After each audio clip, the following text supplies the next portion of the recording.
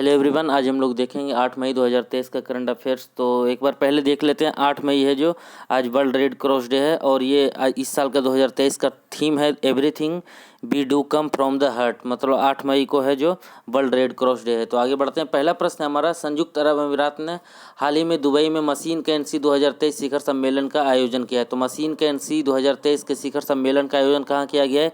Dubai में किया गया है। दूसरा प्रश्न है हमारा, खेलो इंडिया यूनिवर्सिटी गेम्स का आयोजन 2023 में कहाँ किया गया है? तो खेलो इंडिया यूनिवर्सिटी गेम का आयोजन 2023 में लखनऊ में किया गया है। यह भारत में विश्वविद्यालय स्तर के खेल का प्रतियोगिता है। तीसरा प्रश्न है हमारा, नीरज चोपड़ा ने हाल ही में डायमंड लीग 2023 में 88.67 मीटर थ्रो के साथ पहला स्थान हासिल किया है और डायमंड लीग जीत लिया है। तो नीरज चोपड़ा ने हाल ही में क्या किया है कि डायमंड लीग जीत लिया, जिन्होंने इस बार 88.67 मीटर का थ्रो किया है और पहला स्थान हासिल किया है। तो आज का हमारा पहला क्या था? मशीन कैंसी सम्मेलन कहाँ हुआ है? दुबई में हुआ है। दूसरा प्रश्न हमारा, खेलो इंडिया यूनिवर्सिटी गेम कहाँ हुआ है? लखनऊ में हुआ है। और नीरज चोपड़ा ने डायमंड लीग जीत लिया है और 88.67 मीटर का थ्रो किया है और पहला स्थान हासिल किया है। चौथा प्रश्न हमारा, भारतीय बास्केटबॉल महासंघ का प्रशासक किसे नियुक्त किया गया? तो ये कर्नाटक हाईकोर्ट के पूर्व जज कृष्णा भट्ट को भारतीय बास्केटबॉल महासंघ का अध्यक्ष नियुक्त किया गया है।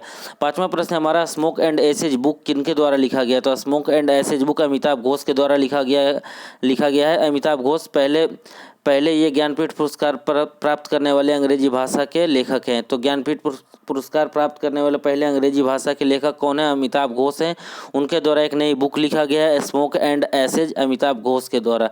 छठा प्रश्न हमारा, लॉजिस्टिक परफॉर्मेंस इंडेक्स जारी किया गया है वर्ल्ड बैंक के द्वारा। इसमें इस साल भारत की रैंकिंग क्या है? 38 है। इससे पहले भारत की रैंकिंग क्या थी? 44 थी। और पहला रैंक किसकी है? तो सिंगापुर की है। तो वर्ल्ड लॉजिस्टिक परफॉर्मेंस इंडेक्स 2023 में भारत की रैंकिंग क्या है? 38 है। और पहला रैंक किसका है? पहला रैंक सिंगापुर का है। और ये किसके द्वारा जारी किया जाता है? विश्व बैंक के द्वारा। तो अब इसका एक बार फिर से इंपॉर्टेंट देख लेते हैं। भारतीय बास्केटबॉल महासंघ के अध्यक्ष कौन है? कृष्णा भट्ट है। स्मोक एंड एसेज बुक किनके द्वारा लिखा गया है? अमिताभ घोष के द्वारा। वो ज्ञानपीठ पुरस्कार प्राप्त करने वाले अंग्रेजी भाषा के पहले लेखक हैं। और लॉजिस्टिक परफॉर्मेंस इंडेक्स में भारत की रैंकिंग 38 है। इससे पहले 44 थी और पहला रैंक है जो सिंगापुर का है। सातवां प्रश्न हमारा, हाल ही में भारत सरकार के द्वारा RVNL को रेल विकास निगम लिमिटेड को नवरत्न का दर्जा दिया गया है। तो रेल विकास निगम लिमिटेड एक क्या है? एक भारतीय सार्वजनिक क्षेत्र का उपक्रम है जो मिनिस्ट्री ऑफ रेलवे के एक ब्रांच के रूप में कार्य करता है। इसकी स्थापना 24 जनवरी 2003 को हुआ था।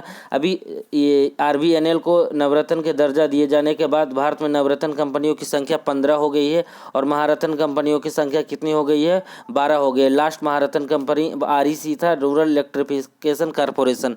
तो हाल ही में नवरत्न कंपनी का दर्जा किसे दिया गया है? RVNL को दिया गया, रेल विकास निगम लिमिटेड को। इसकी स्थापना कहाँ की गई है? इसकी स्थापना 24 जनवरी 2003 को किया गया। इसका हेडक्वार्टर दिल्ली में है। आगे बढ़ते हैं हम लोग। आठवां प्रश्न हमारा, हाल ही में इंटरनेट इन इंडिया रिपोर्ट 2022 के अनुसार भारत में 52% आबादी के पास इंटरनेट सुविधा है। तो इंटरनेट इन इंडिया रिपोर्ट हाल ही में जारी किया गया है। इसमें यह बताया गया है कि भारत की आबादी के 52% आबादी के पास इंटरनेट की सुविधा प्राप्त है। नौवां प्रश्न हमारा, विश्व का सबसे बड़ा फ्रेंचाइजी शतरंज लीग का आयोजन कहाँ किया गया है? शुरुआत कहाँ किया गया है? दुबई में किया गया है। हाल ही में माइकल डगलस को 76 कांस फिल्म फेस्टिवल में मानद पाल्मे डी पुरस्कार से सम्मानित किया गया। तो कांस कहाँ का फिल्म फेस्टिवल है? फ्रांस का है। और इस साल 76वें कांस फिल्म फेस्टिवल मनाया गया जिसमें मानद पाल्मे डी पुरस्कार दिया गया है माइकल डगलस को। 11वां प्रश्न हमारा, हाल ही में उत्तर प्रदेश राज्य सरकार ने डिज्नीलैंड के आधार पर रामालैंड विकसित करने की योजना बनाया है। तो एक बार फिर से इंपॉर्टेंट देख लेते हैं कि भारत में अभी कितने लोगों के पास इंटरनेट है? 52% आबादी के पास। ये रिपोर्ट किसके द्वारा जारी की गई? इंटरनेट इन इंडिया रिपोर्ट 2022 के अनुसार विश्व का सबसे बड़ा फ्रेंचाइजी शतरंज लीग का आयोजन कहाँ किया गया? दुबई में किया गया है। और क्या है? मानद पाल्मे डी पुरस्कार 76वें कांस्य पुरस्कार में किन्हें दिया गया है? तो ये माइकल डगलस को दिया गया है। और उत्तर प्रदेश सरकार ने डिज्नीलैंड के तर्ज पे एक रामालैंड बनाने की योजना बनाई है। आगे हम लोग देखते हैं, अमेरिकी एथलीट टोरी बेबी का निधन हो गया। ये 2016 में ओलंपिक पदक विजेता थी। तो टोरी बेबी का निधन हो गया। वो ओलंपिक एथलीट थे अमेरिका के। हाल ही में वायुसेना का उप प्रमुख किन्हें नियुक्त किया गया? आशुतोष दीक्षित को वायुसेना का उप प्रमुख नियुक्त किया गया। अब वायुसेना के अभी चीफ कौन है? विवेक राम चौधरी हैं, VR चौधरी हैं।